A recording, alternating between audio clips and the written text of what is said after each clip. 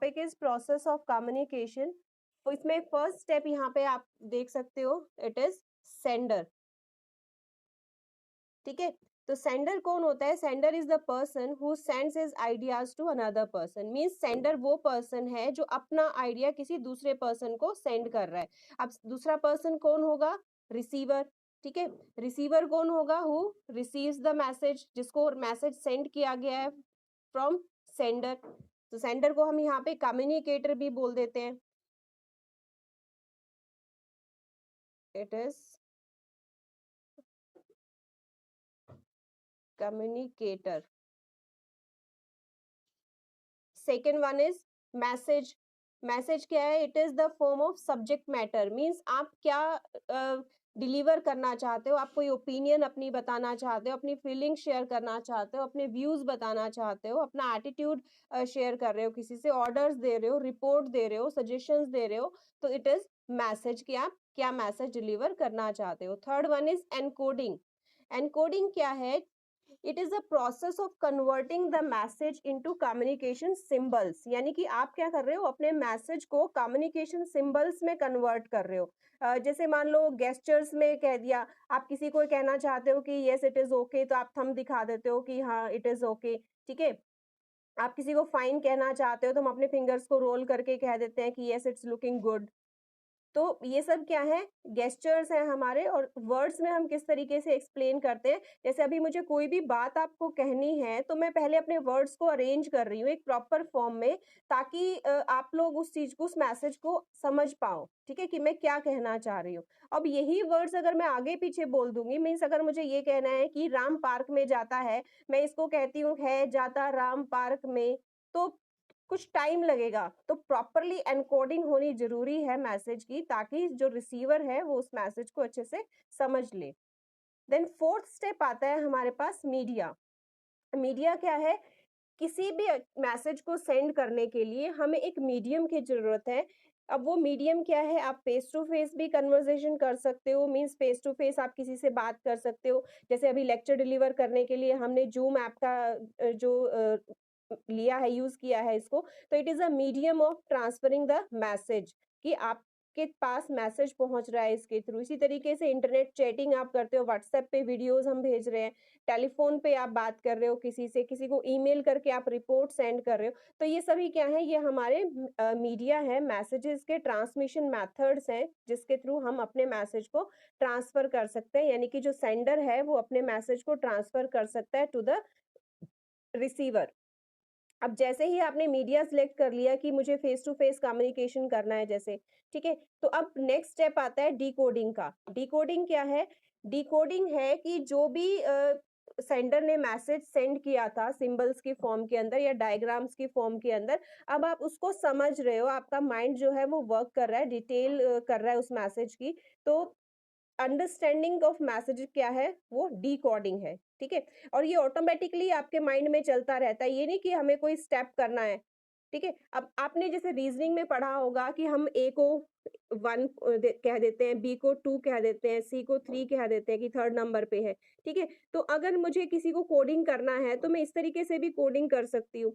तो अब आपको कोई मैसेज मैंने दिया, भाई आपने जैसे एक सेंडर एक वर्ड है, इसको कोड देना है आपने। ठीक है, तो आप चेक करोगे कि एस कौन से नंबर पे है, ई कौन से नंबर पे है, एन कौन से नंबर पे है। तो आप क्या कर रहे हो? उसकी एन कोडिंग कर रहे हो।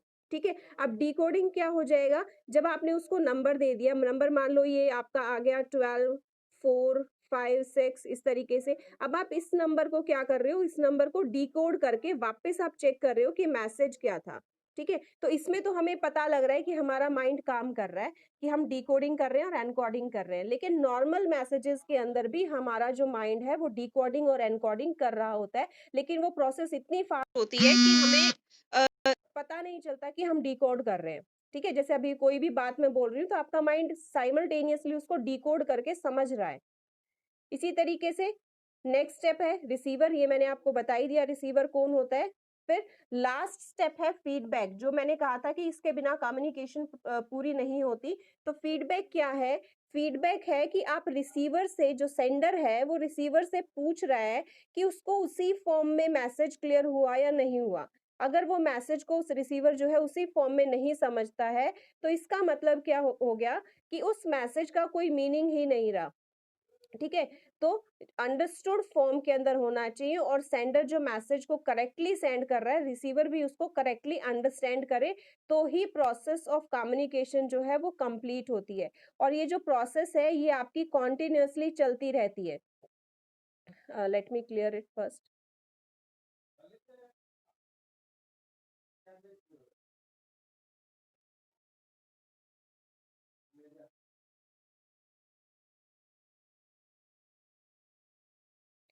ठीक है? तो यहाँ पे क्या है, ये प्रोसेस आप यहाँ पे एरोज चेक कर सकते हो कि सेंडर से मैसेज गया, एनकोडिंग हुई, देन मीडिया सिलेक्ट किया गया, डिकोडिंग हुई, इसके बाद रिसीवर, रिसीवर के बाद फीडबैक लिया गया, फीडबैक के बाद अगेन सेंडर, यानी कि अब क्या है, दोबारा से सेंडर जो है अपना मैसेज सेंड करना शुरू कर रहा है। तो it is a continuous process, ये रिपीटेड प्रोसेस है जो टाइम टू टाइम कंप्लीट होने के बाद दोबारा ऑटोमेटिकली स्टार्ट हो जाती है।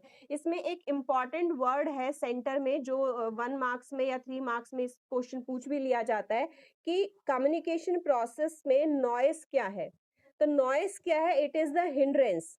हिंड्रेंस मीन्स रुकावट। हिंड्रेंस मीन्स रुकावट। ठीक है?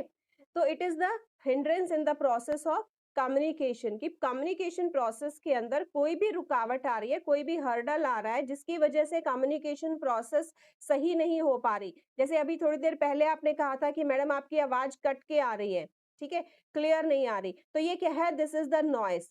अब इसके बहुत सारे एग्जाम्पल्स हैं। For example, use of ambiguous symbols in encoding. भी आपने जो सिंबल को यूज किया, वो सिंबल जो है वो कंफ्यूजिंग सिंबल है, उसके एक या दो मीनिंग है, तो अब क्या मीनिंग यहाँ पे इस सिंबल का रखना चाहिए हमें। ठीक है? जैसे मैं आपसे पूछती हूँ कि क्या आपको समझ आ गया, आप हैंड रेज कर देते हो। ठीक है? तो ये मेरे लिए कंफ्यूजिंग है, भाई आप क्वेरी लेना चाह रहे हो या फिर आप ये कहना चाह रहे हो कि yes ma'am it is clear. तो एम्बिगुअस सिंबल्स जब भी हम चूज करते हैं, तो हमारी जो प्रोसेस है कम्युनिकेशन की, वो अच्छे से कंप्लीट नहीं हो पाती, जो रिसीवर है वो उसको अंडरस्टैंड नहीं कर पाएगा। तो this is the problem of noise. इसी तरीके से टेलीफोन लाइन गोइंग डेड, भाई सिग्नल कम आ गया, कट कट के आवाज आ रही है। देन इन अटेंटिव रिसीवर, आपने ध्यान ही नहीं दिया कि मैं क्या बोल रही हूँ। ठीक है? आपकी अटेंशन नहीं थी उस टाइम पे, तो भी आपको समझ में नहीं आएगा। Then understanding word meaning of the message, आपको मीनिंग समझ नहीं आ रहा, मैंने कोई ऐसा वर्ड बोल दिया उसका मीनिंग समझ नहीं आ रहा। जैसे हिंड्रेंस वर्ड हम एक ले लेते हैं, भाई आपको इसका मीनिंग ही नहीं पता, तो आप समझ नहीं पाओगे कि क्या है। इसी तरीके से wrong assumptions. Wrong assumptions means starting में एक प्रॉब्लम आई थी, मैंने अपने जितने भी लेक्चर्स थे वो इंग्लिश में बना दिए थे, तो मेरी अजम्पशन क्या थी कि yes every student will be comfortable with English, कि हर एक स्टूडेंट जो है वो इंग्लिश में कंफर्टेबल फील करेगा और लेक्चर को समझ जाएगा। ठीक है? तो इट मीन्स मैंने रॉन्ग अजम्पशन किया, इसकी वजह से मेरा मैसेज सही तरीके से आप लोगों तक डिलीवर नहीं हुआ। इस then crossing of a vehicle, भाई आप बात कर रहे हो, रास्ते में से कोई व्हीकल क्रॉस कर गया, तो उसकी साउंड की वजह से आपकी आवाज रिसीवर तक नहीं पहुंच पाई। आपकी हेल्थ प्रॉब्लम है, कफ प्रॉब्लम है, आप अच्छे से कम्युनिकेट नहीं कर पा रहे। आपने किसी को लेटर भेजा, लेटर रास्ते में ही गुम हो गया, तो आपका लेटर पे जो भी मैसेज था वो नहीं पहुंच पाएगा उस तक। Then group of people talking nearby, जहाँ पे आप बात कर रहे हो वहाँ पे पास में ही और बहुत सारे पर्सन्स हैं जो बात कर रहे हैं, तो आपका मैसेज जो सेंडर का मैसेज है वो रिसीवर तक अच्छे से नहीं पहुंचेगा। तो this is the process of communication और role of noise in the process of communication.